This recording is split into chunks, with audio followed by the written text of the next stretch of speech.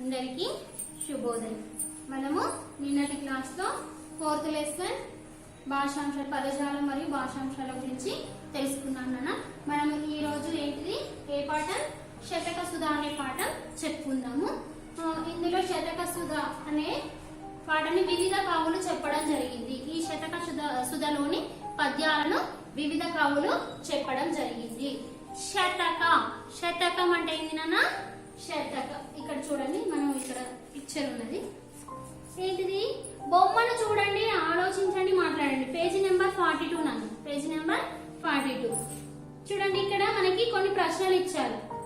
ఈ బొమ్మలో ఎవరెవరు ఉన్నారు? మరి ఈ బొమ్మలో ఎవరెవరు ఉన్నారు? మరియు గురువు ఉన్నాడు, 4 శిష్యులు ఉన్నారు. గురువు గారు ఏం చెప్తున్నారు? మరి ఈ గురువు గారు ఈ శిష్యులకు ఏం చెప్తున్నారు? మరి మనము శతక సుధ ఉన్నది కదా, శతక సుధలోని పద్యాలు చెప్పడం జరుగుతుంది. మీకు తెలిసిన ఒక పద్యం చెప్పండి. మరి మీకు తెలిసిన ఏదైనా ఒక పద్యము చెప్పండి అని అంటున్నాడు. చూడండి, మనం ఒక పద్యం చెప్పుకుందాము. నిక్కమైన మంచి నీలమొక్కటి చాలు, తలుకు బెలుకు రాళ్ళు తట్టడేనా, చదువు పద్యామరయ చాలదా ఒక్కటి, విశ్వనాభిరామ వినురవేమ. చూడండి నాన్న, నిక్కమైన మంచి నీలం ఒక్కటి చాలు. ఏంటిది? మంచి రత్నము ఒకటి ఉంటే చాలు. తలుపు బెలుకు రాళ్ళు తట్టడేలా, రకరకాలైనటువంటి రాళ్ళు తట్టడు ఉంటే ఎందుకు మనకి అవి? చదువు పద్యామరయ చాలదా ఒకటి. మంచి భావం ఉన్నటువంటి పద్యము మనం ఒక్కటి చదివితే చాలు. అవునా కాదు? ఏంటిది? మనకు భావం లేనటువంటి పద్యాన్ని మనం చదివితే మనకి ఏమన్నా వస్తుందా? ఏమి రాదు. మనకు మంచి భావం ఉన్నటువంటి పద్యాన్ని ఒక్కదాన్ని చదివితే మనకు చాలు అని దీని యొక్క భావం అన్న. చూడండి, మనకి ఏంటిది? శతకం. ఏంటిది? శతకం. శతకం అంటే ఏంటిది? 100 పద్యాల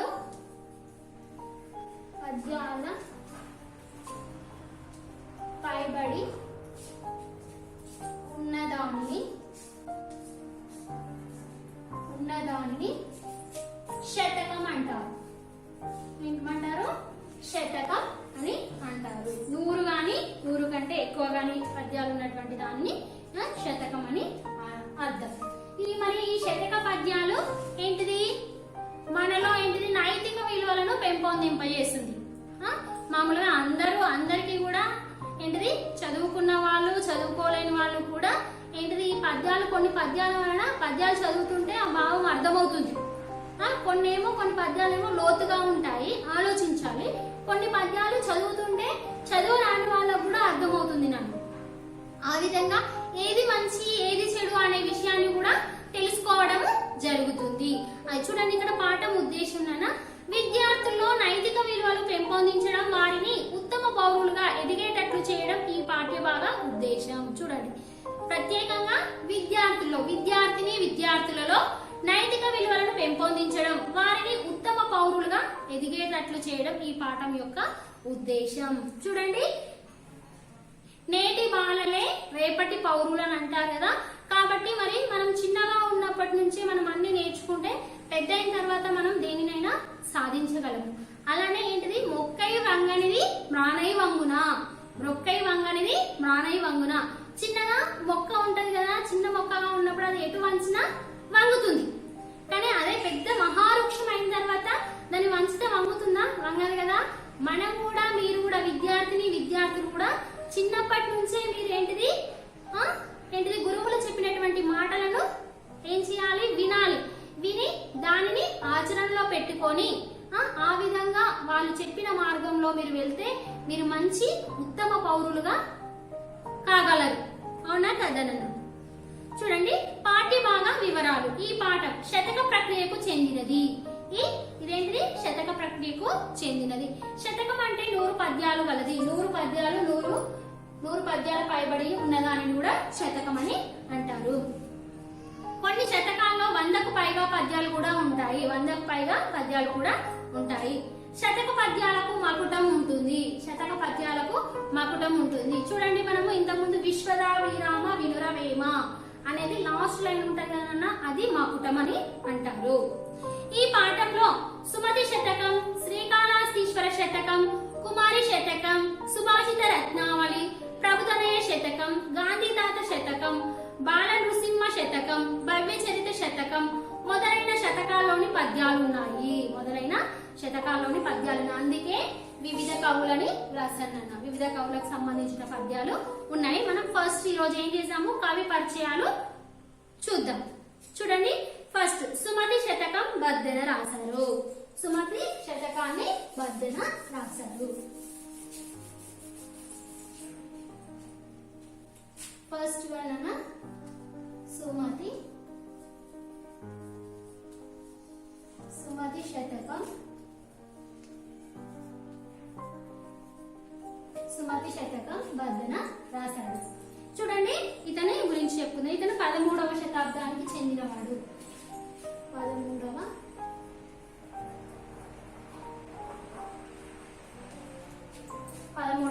శతాబ్దం. చూడండి, లౌకిక నీతులను అతి సులువుగా కంద పద్యాల్లో ఇమిడ్చి సుమతి శతకాన్ని రాసిన కవి బద్దెన. ఏంటిది, ఎక్కువగా ఇతను ఏం పద్యాలు రాశారట, కంద పద్యాలు రాశాడట.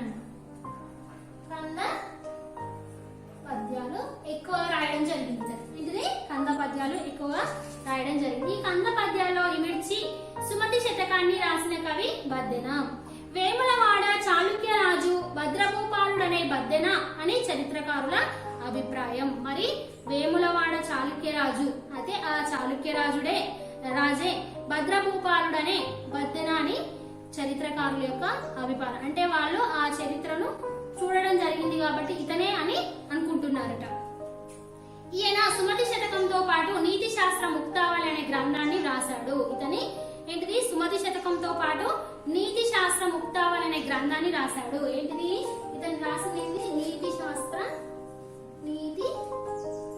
శాస్త్ర ముక్తావళి అనే గ్రంథాన్ని కూడా రాశాడట. నెక్స్ట్ వన్ అన్న, ఇతను ఏ శతాబ్దానికి చెందినవాడు, 13వ శతాబ్దానికి చెందినవాడు. ఇతను ఎక్కువగా ఏం చేశాడు, కంద పద్యాలను రాయడం జరిగింది. నెక్స్ట్ వన్ అన్న, శ్రీకాళహస్తీశ్వర శతకం దూర్జటి. శ్రీకాళహస్తీశ్వర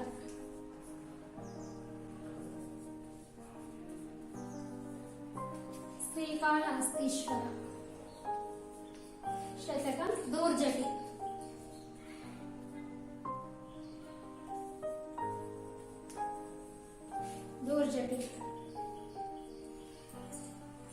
ఏంటిది, ఇతను 16వ శతాబ్దానికి చెందినవాడు. ఇతడు 16వ శతాబ్దానికి చెందినవాడు. మహాకవి దూర్జటి 16వ శతాబ్దంకు చెందినవాడు. శ్రీకృష్ణదేవరాయల ఆస్థానంలో ఉండే అష్టదిగ్గజ కవులలో ఈయన కూడా ఒకడు. మరి శ్రీకృష్ణదేవరాయల ఆస్థానంలో అష్టదిగ్గజ కవులు ఉండేవాళ్ళు. అంటే 8 మంది కవులు ఉండేవాళ్ళట. ఆ 8 మంది కవులలో ఈ దూర్జటి ఒకతను. శ్రీకాళహస్తీశ్వర శతకంతో పాటు శ్రీకాళహస్తి మహత్యము అనే ప్రబంధాన్ని రాశాడు. మరి శ్రీకాళహస్తీశ్వర శతకంతో పాటు ఈ శతకం రాశాడు. తర్వాత శ్రీకాళహస్తి మహత్యం అనే ప్రబంధాన్ని కూడా రాశాడట. అతులిత మధురి మహిమ కలిగిన వాడని శ్రీకృష్ణదేవరాయలు ఇతడిని ప్రస్తుతించాడు. మరి ఇతను అష్టదిగ్గజాలలో ఒక కవి. అదే విధంగా ఇతను శ్రీకాళహస్తీశ్వర మహత్యం అనే ప్రబంధాన్ని కూడా రాయడం జరిగింది. అయితే శ్రీకృష్ణదేవరాయలట ఇతన్ని అతులిత మధురి మహిమ కలిగిన వాడని, అంటే చాలా ఏంటిది, ఇతను అన్ని ప్రబంధాలు అష్టదిగ్గజాల కవులలో ఒకడు. చాలా ప్రబంధాలను రాశాడు, పద్యాలను రాశాడు, అన్ని రాశాడు. కాబట్టి ఈ శ్రీకృష్ణదేవరాయలు ఇతన్ని ఏమన్నాడట, అతులిత మధురి మహిమ కలిగిన వాడని శ్రీకృష్ణదేవరాయలు ఇతన్ని ప్రస్తుతించాడు, చెప్పాడు. నెక్స్ట్ వన్ అన్న, కుమారి శతకం. ఏంటిది, కుమారి శతకం.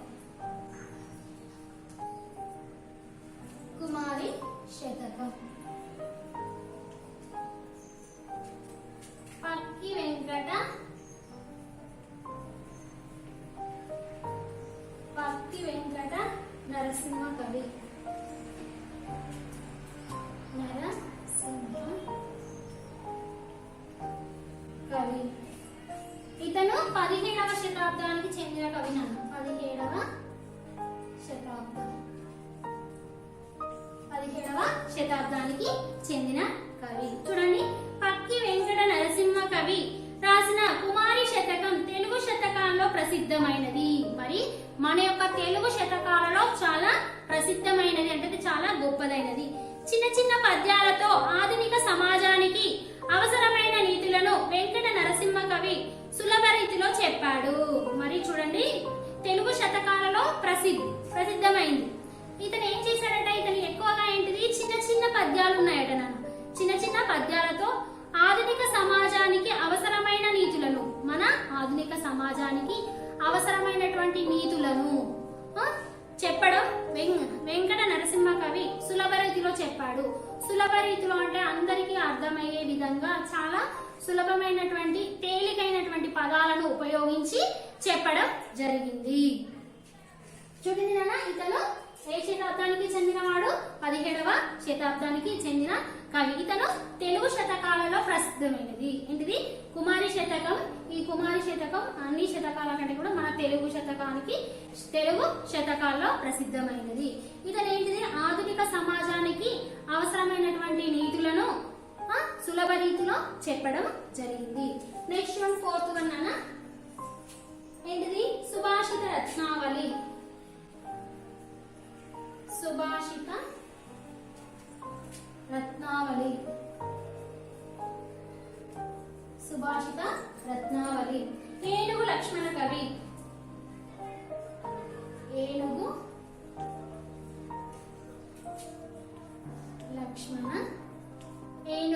లక్ష్మణ కవి. ఇతను 18వ శతాబ్దానికి చెందినవాడు.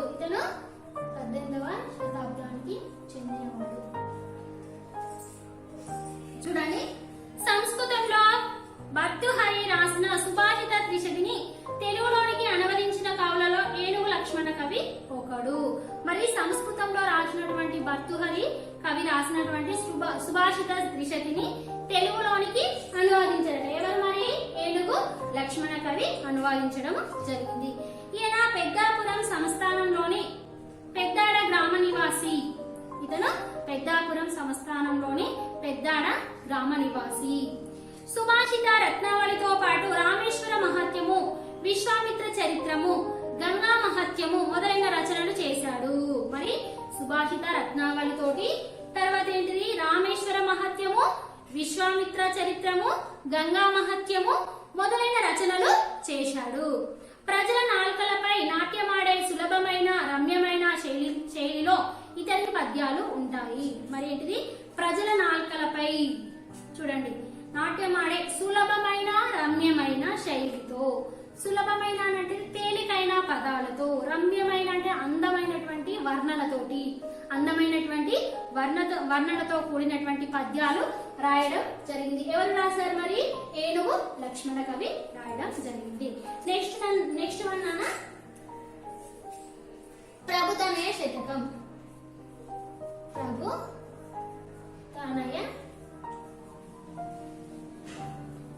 ప్రభుతనయ శతకం.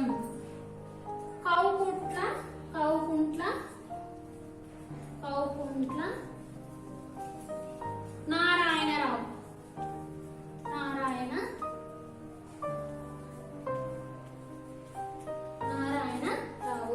ఏంటిది? కౌకుంట్ల నారాయణరావు. ప్రభుతనయ శతకం కౌకుంట్ల నారాయణరావు. కౌకుంట్ల నారాయణరావు రంగారెడ్డి జిల్లాలోని కౌకుంట్ల గ్రామానికి చెందినవాడు.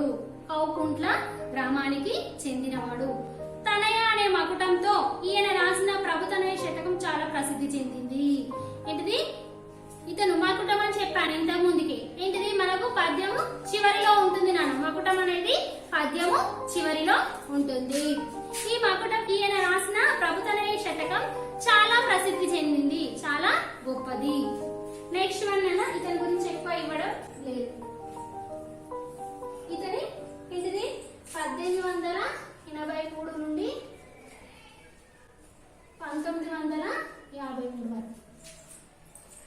నెక్స్ట్ వన్ గాంధీ తాత శతకం. ఏంటిది?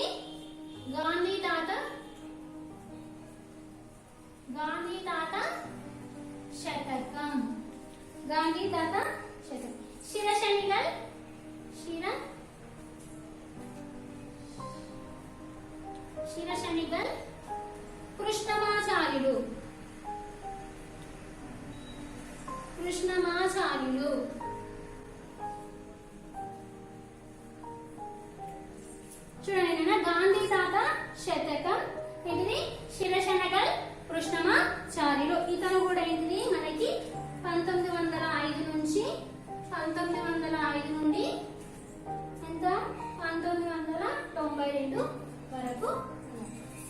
చూడండి నాన్న, శిరశనగల్ కృష్ణమాచార్యులు నిజామాబాద్ జిల్లా మోర్తాడులో జన్మించాడు. మనకి ఇక్కడ దగ్గరలోనే ఉంది కదా నాన్న, నిజామాబాద్ జిల్లా మోర్తాడు గ్రామంలో జన్మించాడు. కోరుట్లలో స్థిర నివాసం ఏర్పరచుకున్నాడు. ఈయన కళాశాల అభ్యుదయం, రామానుజ చరితం, చిత్ర ప్రబంధం అనే రచనలతో పాటు రత్నమాల అనే ఖండకావ్యాన్ని రాశాడు. ఇతను చాలా రచనలతోటి కానీ ఇంకా కూడా ఏంటిది అనే రచనలతోటి రత్నమాల అనే ఖండకావ్యాన్ని కూడా రాశాడు. ఈయన అభినవ కాళిదాసు అనే బిరుదున్నది. ఇతనికి అభినవ కాళిదాసు అనే బిరుదున్నది. అభినవ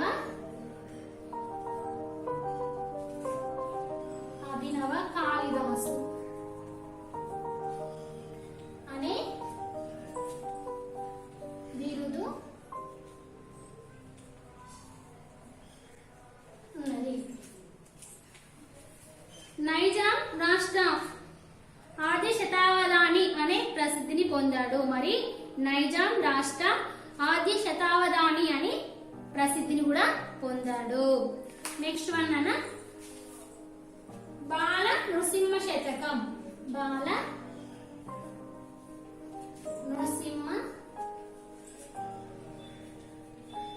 నృసింహ శతకం. సూరోజు బాల నరసింహాచారి. సూరోజు బాల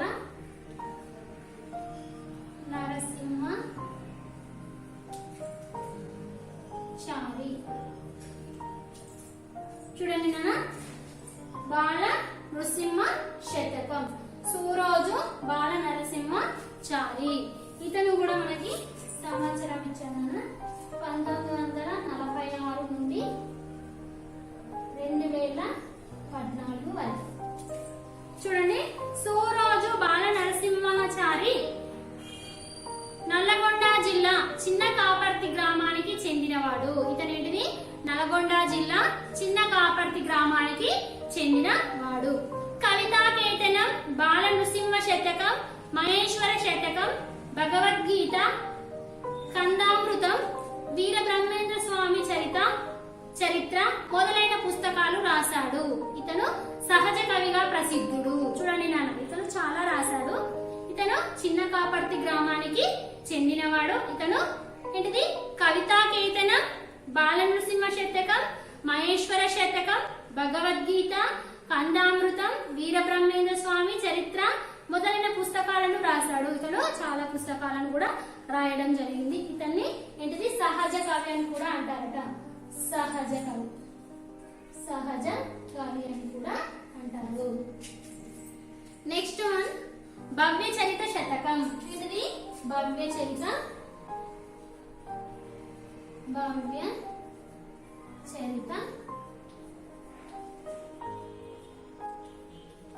చరిత శతకం. డాక్టర్